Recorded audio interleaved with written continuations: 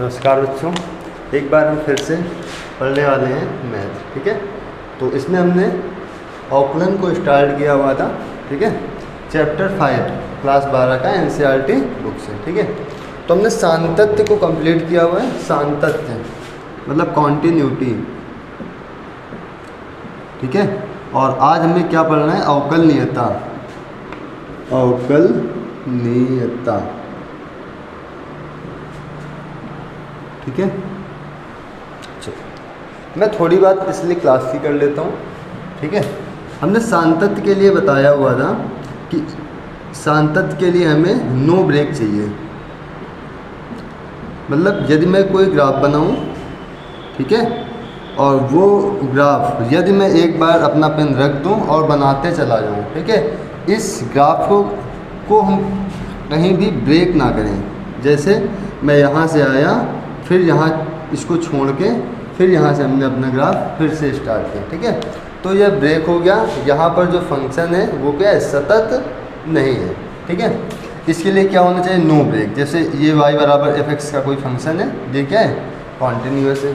ठीक है, चलो और एक चीज़ हमने और बताई हुई थी। जैसे कोई ग्राफ इस प्रकार का है, ठीक है, तो आप लोग बता सकते हैं कि हमने पेन उठाया है यहीं पे? नहीं ना, तो ये भी क्या है? एक कॉन्टिन्यूअस फंक्शन है। ठीक है, और हमने अवकलनीयता के लिए बताया था कि नो ब्रेक होना चाहिए। मतलब ब्रेक इस पे भी नहीं होना चाहिए, फंक्शन कहीं से टूटा हुआ नहीं होना चाहिए। और क्या, और इस पे क्या नहीं होना चाहिए? अवकलनीयता के लिए ये जो शार्प बन रहा है वी आकार, ये ऐसे ये जो शार्प बन रहा है ना, ये ना होना चाहिए। मतलब नो शार्प, इस पे ना ब्रेक हो ना शार्प हो।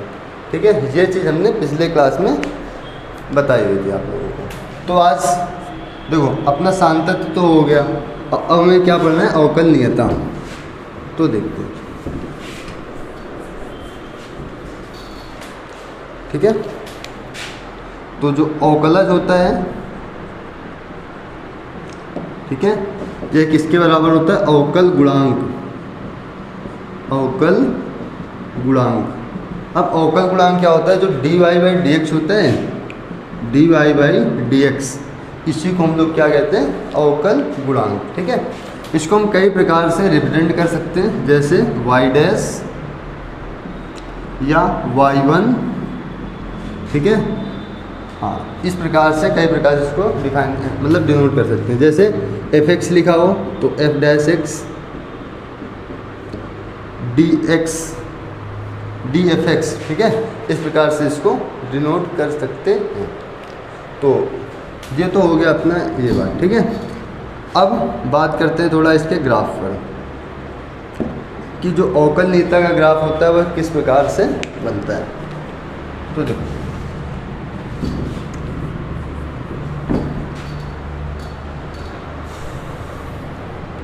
हमने बताया कि ये शार्प नहीं होना चाहिए। जैसे मॉड एक्स के ग्राफ होते हैं ना, तो चलो इस पर कुछ ग्राफ देखते हैं।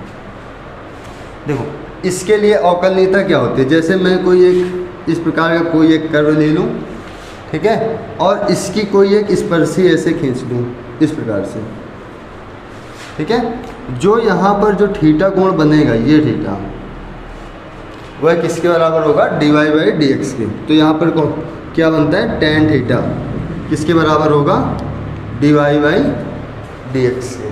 ठीक है, तो ये बात आप समझ लीजिएगा। जो प्रवणता होती है ना dy बाई डी एक्स, ढाल, वही होता है क्या? टेन थीटा या dy बाई डी एक्स। तो अब देखते हैं कुछ और। जैसे मैंने एक कर्व मान लिया कुछ इस प्रकार का, मान लो ये है y बराबर fx का कर्व। ठीक है, और यहाँ से कोई एक सीकेंट हमने मान लिया एक इस प्रकार से। सीकेंट मतलब क्या होता है? छेदक रेखा। क्या होता है? छेदक रेखा। अब इसको क्या करूं कि ये पॉइंट मान लो, देखो अब हम इस पे क्या कर रहे हैं? इधर से फोर्स लगा रहे हैं, तो ये वाला जो बिंदु है खिसकते खिसकते एक समय ऐसा आएगा कि बिंदु कहाँ पर आ जाएगा? यहाँ पर। मान लो ये यहाँ पे थोड़ी दूर खिसका तो मान लो ये इस प्रकार हो गया। ठीक है, जब हम इस पर और बल लगाएंगे तो एक समय आएगा कि ये जो रेखा है, छेदक रेखा, ये इसकी क्या बन जाएगी, स्पर्शी। जैसे ही ये इसकी स्पर्शी बन गई वैसे ही हम इसका डिफरेंशियबिलिटी निकाल सकते हैं। ठीक है, तो डिफरेंशियबिलिटी के लिए मतलब अवकल नियता के लिए क्या ज़रूरी होता है, उस पर केवल एक ही स्पर्शी हो, मतलब उसकी जो भी स्पर्शी हो वह कैसी होनी चाहिए, यूनिक होनी चाहिए। ठीक है, यूनिक मतलब अद्वितीय। ठीक है, एक से ज़्यादा नहीं, ये होता है यूनिक का मतलब। ठीक है, तो इस पर कुछ देख लेते हैं। जैसे यहाँ पर हमने एक पॉइंट मान लिया, क्या, ए बिंदु, जैसे हमने यहाँ पर मान लिया एक। ठीक है, और एक बिंदु यहाँ पर हमने क्या मान लिया, मान लो कि यहाँ से यहाँ तक के बीच की दूरी कितनी है, h है, तो हमने एक पॉइंट यहाँ क्या मान लिया, h। सॉरी, यहाँ पर क्या हो जाएगा, ये दूरी है, ये हो जाएगा a प्लस एच, क्योंकि इसके बीच की दूरी क्या है, h है, तो यहाँ पर क्या मान लेंगे, a प्लस एच। ठीक है, अब ये इतना छोटा हो जाएगा कि इसके जस्ट पास में हो जाएगा, मतलब h टेंस टू कितना हो जाएगा, 0। ये ऐसे खिसकते। ठीक है, जैसे मतलब ये वाली लाइन पे आ जाएगा पूरा ये। ठीक है, तो देखो ये पॉइंट है a, ये है a प्लस एच, तो जो ये वाला पॉइंट बनेगा वो क्या होगा, a comma f of a, ये हो जाएगा। और इसका जो ये वाला पॉइंट होगा, ये कौन सा होगा, a प्लस एच। देख लो, ये है आपका x कोऑर्डिनेट, ये है y कोऑर्डिनेट। ठीक है, इसको हमने क्या मान लिया, y बराबर fx।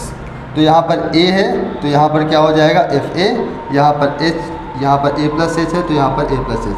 यदि मैं यहाँ की बात करूँ तो यहाँ पर मतलब क्या हो जाएगा, fa, और यदि इसके सामने ले लूँ तो f a प्लस एच। ठीक है, तो हमने यहाँ पर क्या लिया, a प्लस एच ये वाला, और f of a plus H इस प्रकार ले लिया। ठीक है, तो हमारे पास दो बिंदु मिल गए, देखो कौन कौन से, a comma f of a, और दूसरा बिंदु मिला हमें a plus H comma f of a plus H. ठीक है, तो देखो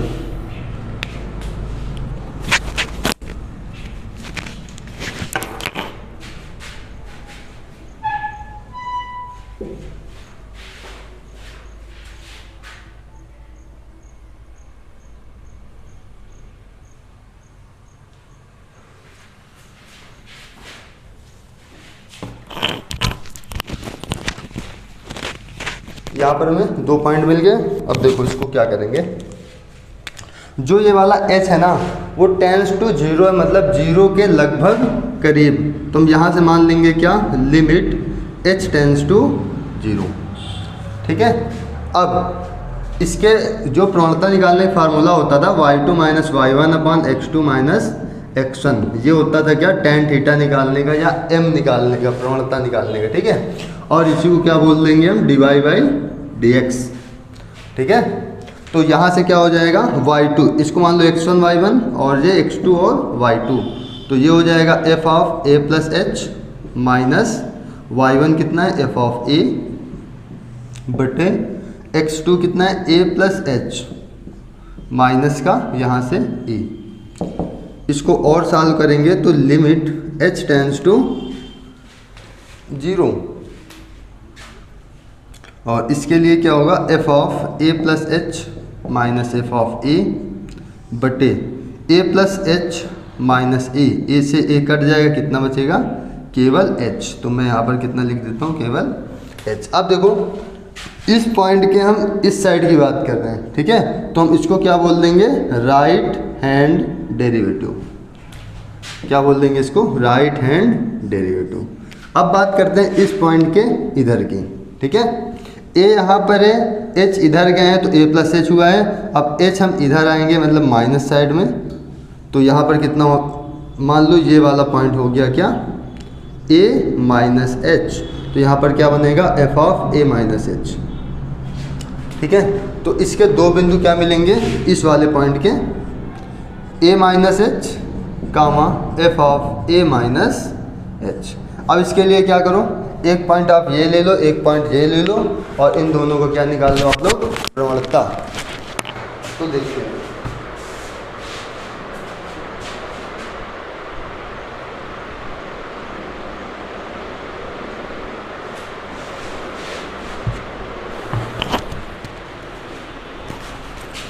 बस भाई लाइट आ जा रही है बार बार, इसलिए थोड़ा मैनेज कर लो इसको। ठीक है, तो यहाँ पर दो बिंदु क्या मिले, a minus H, F of a minus H. ठीक है, और यहाँ पर a comma F of a।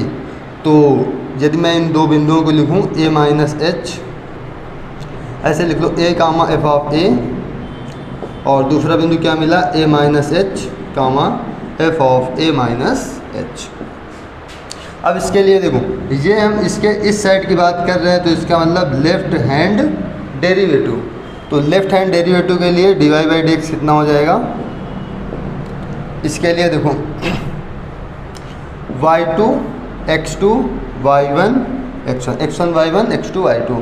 तो यहाँ पर हो जाएगा y2 माइनस y1 मतलब f of a minus H minus y1 कितना f ऑफ a बटे x2 माइनस x1 मतलब यहाँ पर a माइनस एच और माइनस का a से a कट जाएगा, तो यहाँ से कितना आएगा f of a minus H minus f of a। हाँ, यहाँ पर जो लिमिट है, लिमिट जो है h टेंस टू 0, ये मतलब एकदम जीरो के क्या, एकदम जीरो के करीब है। ठीक है, तो यहाँ से आप लिख लोगे लिमिट h टेंस टू 0 बटे में कितना आएगा, ये वाला माइनस h। तो इसको हम क्या बोल सकते हैं, लेफ्ट हैंड डेरिवेटिव इसको बोलते हैं, और इसको क्या बोलते हैं, राइट हैंड डेरिवेटिव। ठीक है, और सुनो, यदि आप इसके यहाँ पर ऊपर सबसे लिखना चाहो limit x tends to a, ठीक है, f of x minus F of a बटे x माइनस a। ठीक है, आप इसको लिखोगे। इसके बाद यदि आपको राइट हैंड डेरिवेटिव निकालना हो तो मैं आपको यहाँ बता दे रहा हूँ, इससे राइट हैंड डेरिवेटिव मतलब limit x tends to a positive. ठीक है, तो यहाँ पर कितना होगा, f of x minus F of a बटे x माइनस a। तो यहाँ हो जाएगा लिमिट h टेंस टू 0। ठीक है, f of a plus h minus F of a बटे इसके स्थान पर a plus H minus a, इससे कटेगा कितना आएगा, प्लस का h। ठीक है, तो ये फार्मूला सेम है। तो सबसे पहले आप हम लोग क्या लिखेंगे इसके लिए। ठीक है, यदि राइट हैंड डेरिवेटिव की बात करें तो a प्लस लगाना है आपको, और लेफ्ट हैंड डेरिवेटिव की बात करें तो सबसे पहले मतलब यहाँ पर क्या लिखना पड़ेगा तुम्हें, limit x tends to a minus, ठीक है, f of x minus F of a बटे x माइनस a, इस प्रकार से। ठीक है, तो हम लोग इसका एक क्वेश्चन देख लेते हैं, इसके बाद स्टार्ट करते हैं फिर इसको। ठीक है, तो देखते हैं। जैसे आपका क्वेश्चन नंबर दिया हुआ है 9, एक्सरसाइज 5.2 का क्वेश्चन नंबर 9, देखते हैं इसको।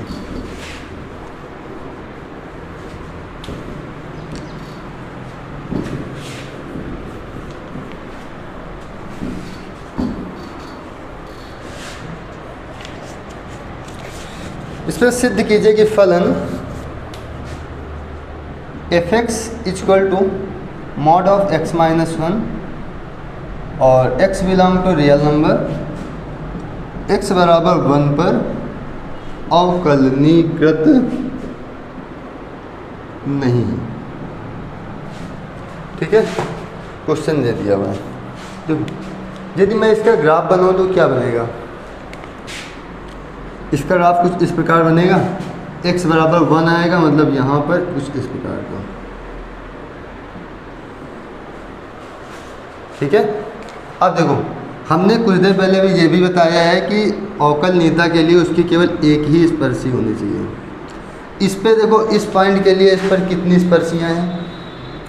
एक स्पर्शी ऐसे खिंच जाएगी, एक स्पर्शी इस प्रकार से कुछ खिंच जाएगी, ठीक है। कितनी स्पर्शियाँ हैं? 2, ठीक है। तो यह जो है अवकलनीकृत नहीं होगा, ठीक है।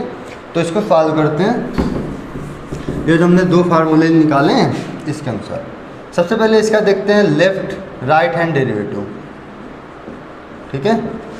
राइट हैंड डेरिवेटिव के लिए लिमिट x टेंस टू, किसके लिए देखते हैं? 1 के लिए ना, तो 1 राइट है तो positive, f of x minus F of a बटे x माइनस a। अब क्या करना है? Limit h tends to 0 f of 1 plus h minus F of a बटे 1 प्लस h माइनस a, ठीक है। अब देखो a के स्थान पर यहाँ कितना आएगा? a के स्थान पर कितना आएगा? 1 आएगा। या तो लिख लो, अभी एफ ऑफ ए ही लिखा रहने दो, ठीक है, 1 लिख लेना फिर। तो देखो limit h tends to 0 F of, अब इसके स्थान पर रखना है ना, तो देखो मॉड लगाए, लगा लो, एफ ऑफ 1 प्लस एच, तो यहाँ हुआ 1 प्लस एच और ये माइनस का 1, और इधर एफ ऑफ ए कितना है? 1 माइनस एफ ऑफ ए के स्थान पर कितना लिख लो? 1 लिख लो। 1 माइनस में क्या? 1 बटे 1 प्लस एच माइनस में क्या? 1, ठीक है। अब इस पर देखो 1 से 1 कट जाएगा, कितना आएगा? 0, और इधर भी 1 से 1 कटेगा, ठीक है। यहाँ पर कितना आया? h, और इधर भी 1 से 1 कटेगा, तो यहाँ कितना आया? लिमिट h टेंस टू 0, ठीक है। ऊपर कितना आ रहा है? h, नीचे कितना आ रहा है? h बट्टे h कितना आ गया? 1, तो यहाँ से अप्लाई लिमिट करेंगे तो कितना आएगा? 1। तो हमारा जो राइट हैंड डेरिवेटिव आ गया कितना आया है? 1, ठीक है। अब इधर बात करते हैं लेफ्ट हैंड डेरिवेटिव की। तो लिमिट x टेंस टू 0 कितना हो जाएगा? f of x, sorry x tends to 1 है ना, 1 minus F X minus F A बटे x माइनस ए। तो यहाँ पर हुआ limit h tends to 0 f of 1 minus h minus F of 1 बटे 1 माइनस h माइनस का 1, ठीक है। तो अब और आगे सॉल्व करो इसको, तो लिमिट h टेंस टू 0, ये 1 से 1 कटेगा, बटे वाला पहले लिख लेते हैं माइनस का h, F of 1 minus h, इस पे रखो 1 माइनस h कितना आया?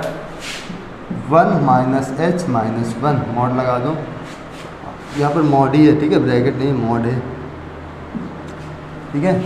माइनस एफ ऑफ 1, तो इसके स्थान पर 1 रखो, तो 1 माइनस 1, मॉड से 1 माइनस 1, तो यहाँ पर देखो कितना आ जाएगा? 1 से 1 जाएगा, माइनस h लिखा हुआ है यहाँ पे, h टेंस टू 0, तो माइनस h जब मॉड के बाहर आएगा तो क्या बनेगा? प्लस का h, तो यहाँ पर कितना हो गया? प्लस h, माइनस में क्या? 0 बटे में माइनस h, सॉरी यहाँ पर माइनस h है ना, बाहर आएगा कितना हो जाएगा? Plus h।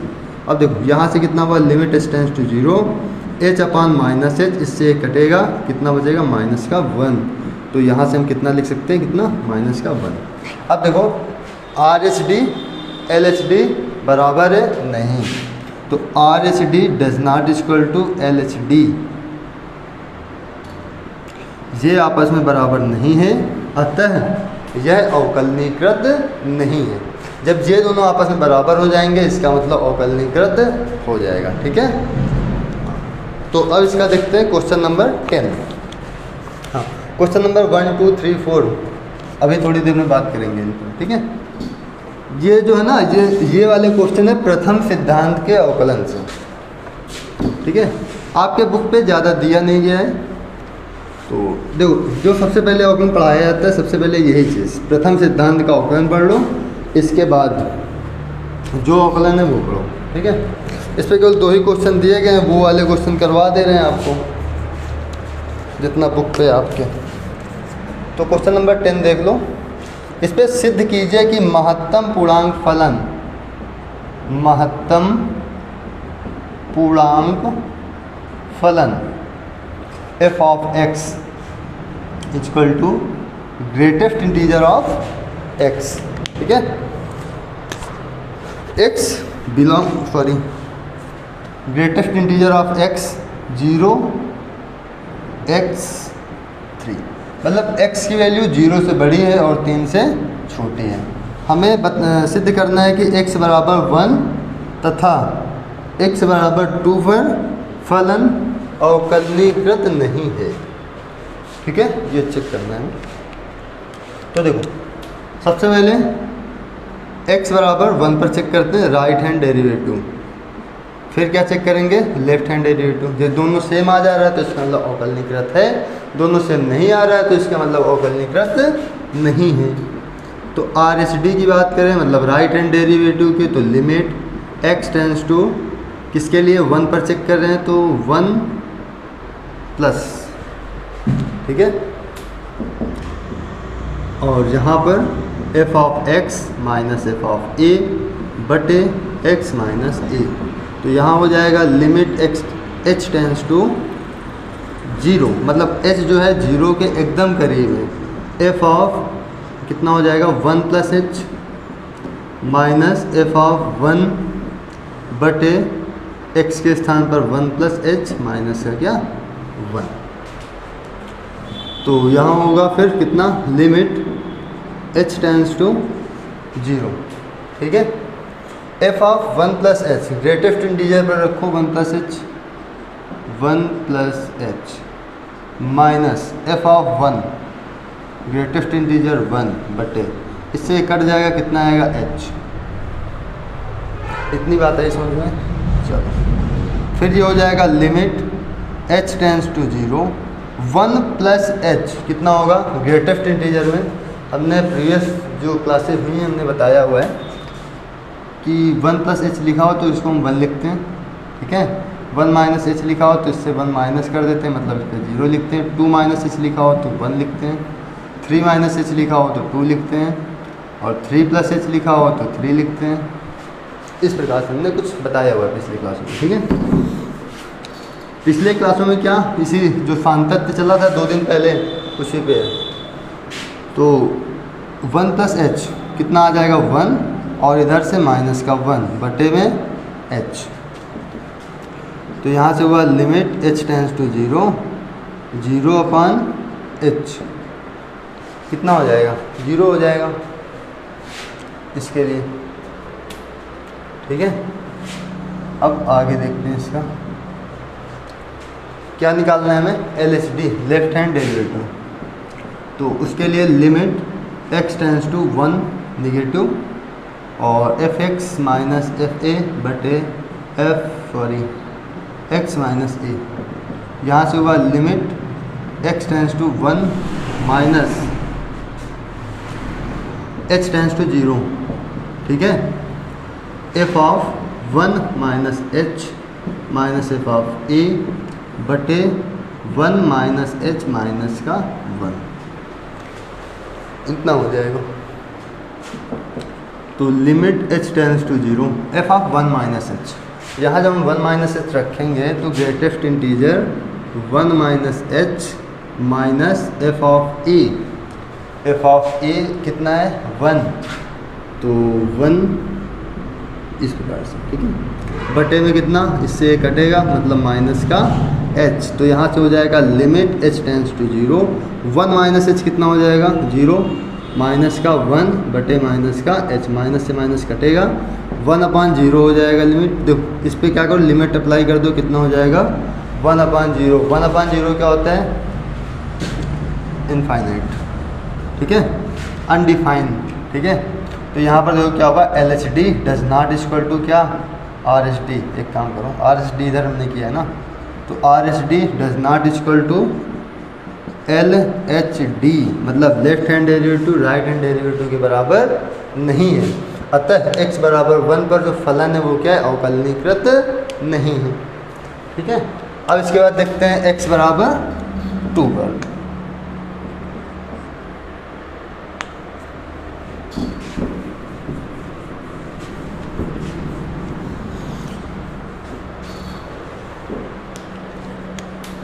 इस पे भी राइट हैंड डेरिवेटिव चेक करते हैं। Limit x tends to 2 positive F X minus F A बटे, ठीक है, चल कर छोड़ एक्स माइनस ए।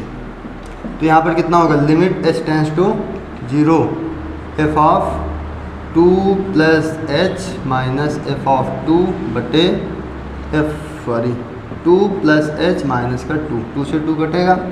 तो यहाँ से कितना होगा, लिमिट h टेंड्स टू 0। अब देखो ग्रेटेस्ट इंटीजर पे रखो यहाँ पर 2 प्लस एच माइनस 2 बटे H, limit h tends to 0।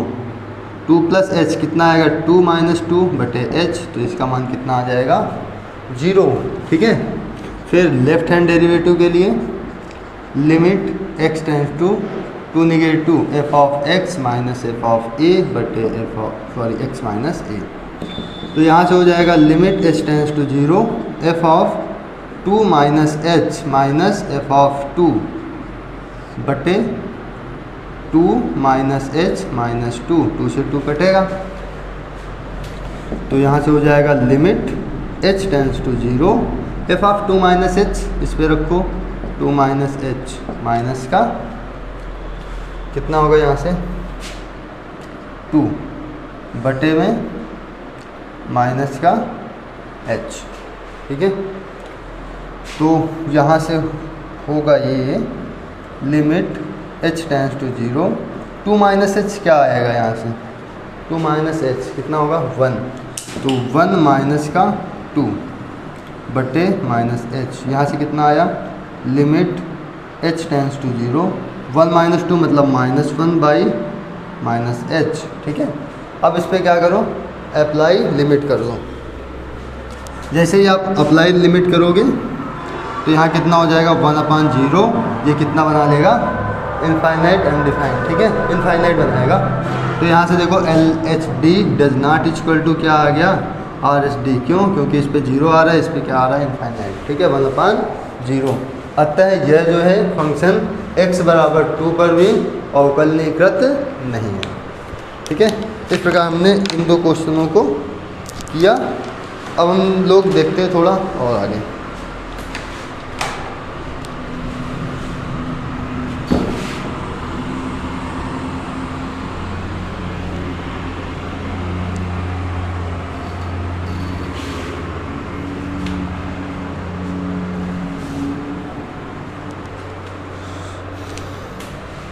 अब बात कर लेते हैं इस पर कुछ फार्मूले की। ठीक है, जैसे x की पावर n लिखा हुआ है और हमें इसका अवकलन करना है, मतलब डी बाई डी एक्स करना है। तो कितना होता है ये nx n माइनस 1। ठीक है, मैं एक क्वेश्चन करवा दूँ आपको। तो क्वेश्चन जैसे x की पावर 20 जैसे मैं यहाँ पर लिखता हूँ। ठीक है, अब इस फार्मूले पे रखेंगे, कितना आएगा, देखो यहाँ n लिखा हुआ है, n किधर आ रहा है, पहले। तो यदि मैं इधर डी बाई डी एक्स लगा दूँ तो ये 20 किधर आ जाएगा, पहले, और ये x लिख जाएगा, x की पावर है 20। ठीक है, कितना लिख जाएगा x। अब यहाँ पर कितना है n माइनस 1, n यहाँ पर कितना है 20, तो 20 माइनस का 1 हो जाएगा।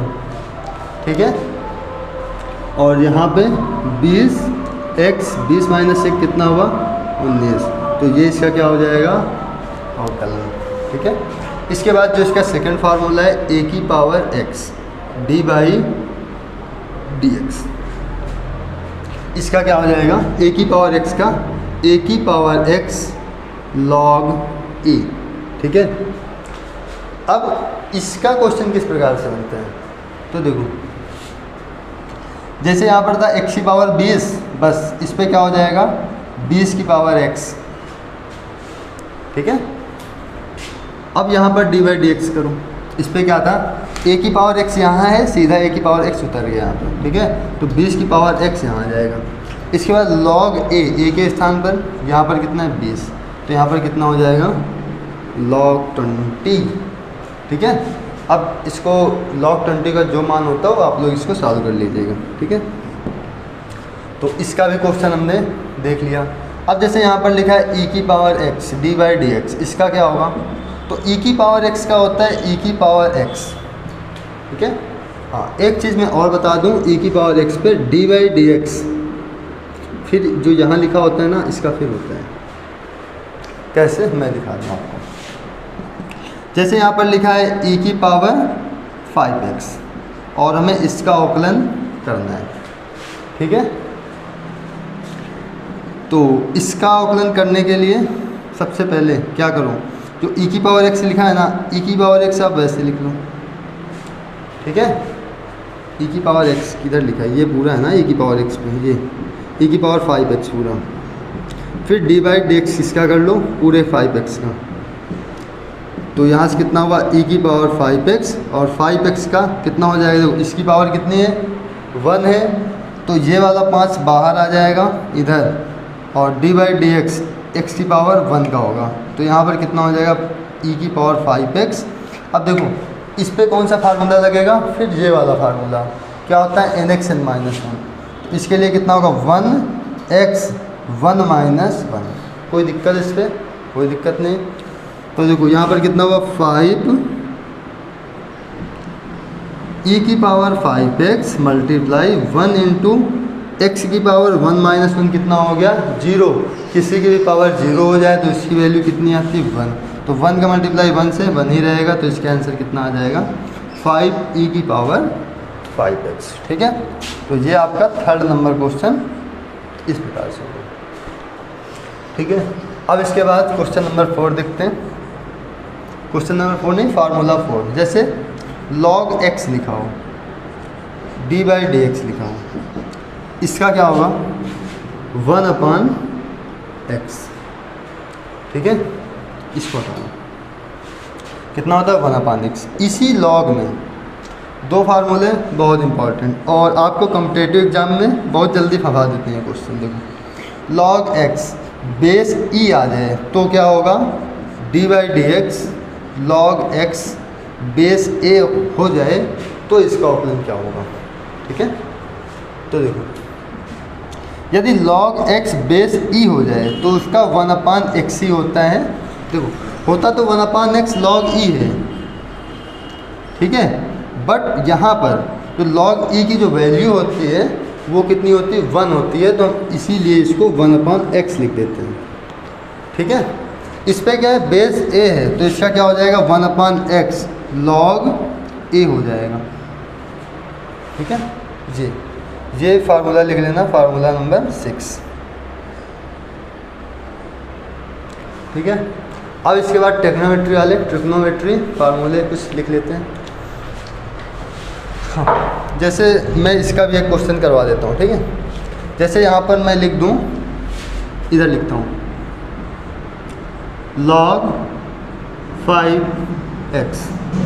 ठीक है, और हमें इसका अवकलन करना है d/dx, तो हम क्या करेंगे log 5x है, log x हमने क्या किया 1/x, सीधा कितना हो जाएगा 1/5x, फिर d/dx इसका करेंगे 5x का। ठीक है, तो 5x का जब इसका करेंगे कितना आएगा 1/5x, 5x से कितना होगा 5,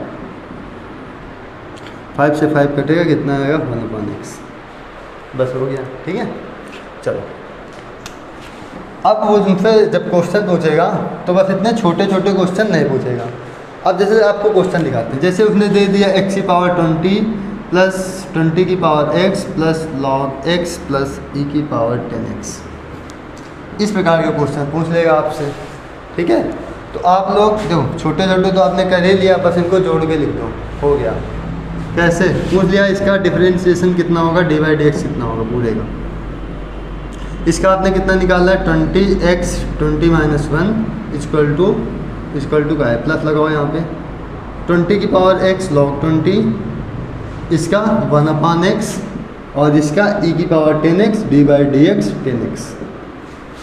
ठीक है, तो यहाँ से कितना हुआ 20x 20 - 1 कितना होगा यहाँ पर 19 plus 20x log 20 plus 1/x plus e की पावर 10x, और 10x का ऑफलाइन कितना हो जाएगा 10।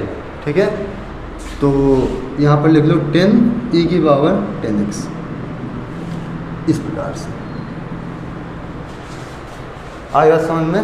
हाँ, तो आपके ये सब फार्मूले हो गए। अब इसके बाद देखते हैं ट्रिग्नोमेट्री फार्मूले कुछ।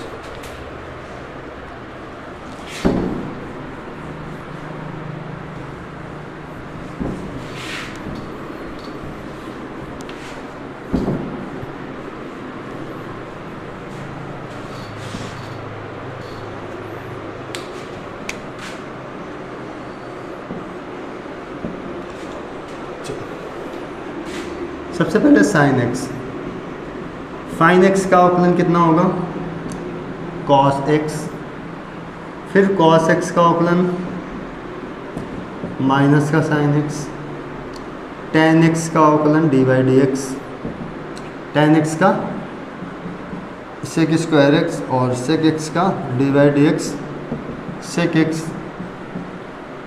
और tan X, sec X into tan X. ठीक है, इसके बाद कॉट एक्स का D by D X minus का कॉसेक स्क्वायर एक्स और कॉसेक स्क्वायर एक्स का D by D X minus cot X into cosec X. ठीक है, इन्वर्स वाले जो फार्मूले होते हैं sign inverse x cos inverse x, ठीक है, ये नेक्स्ट एक्सरसाइज में इन मतलब उन फार्मूलों को वहीं देख लेंगे अगले एक्सरसाइज में। ठीक है, तो ये वाले फार्मूले कुछ नोट कर लो। इसके बाद हम बात करेंगे आज इस पर कंपोजिट फंक्शन की, मतलब संयुक्त फलन का हम लोग अवकलन किस प्रकार से करते हैं।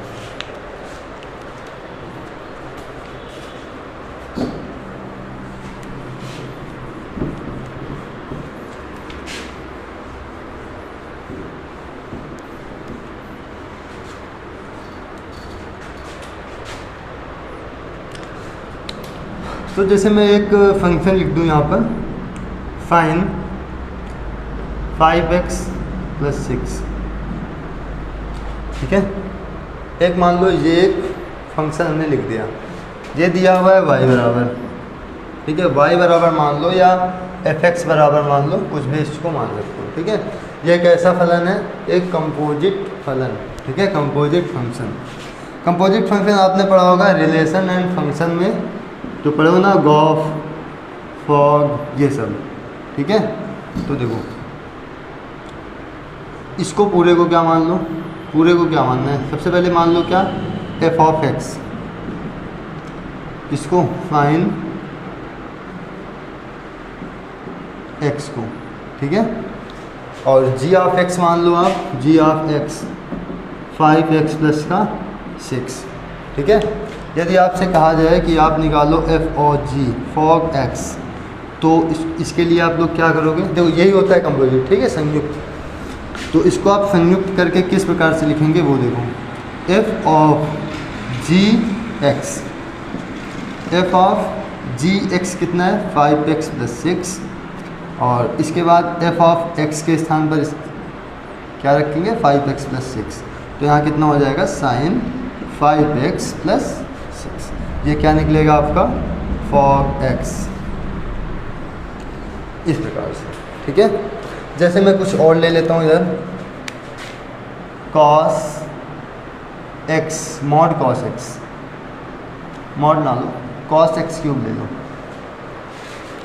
ठीक है। तो जैसे इसको करना है, ये भी एक क्या है कंपोजिट फंक्शन है, ठीक है। मैं अवकलन नहीं बता रहा हूँ अभी, मैं कोई कंपोजिट फंक्शन बनाना बता रहा हूँ, ठीक है।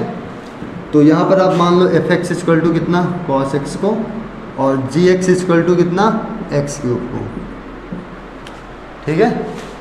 अब देखो इसको, यदि हमें f और g fog x निकालना हो तो f ऑफ g(x) हो जाएगा इधर f ऑफ g(x) कितना है x³, और f का फंक्शन लेना है x पे, देखो जहाँ x है वहाँ क्या रख दो x³, तो यहाँ कितना हो जाएगा cos x³, तो f और g(x) कितना होगा cos x³, ठीक है। और इस पर कुछ क्वेश्चन करते हैं इसके।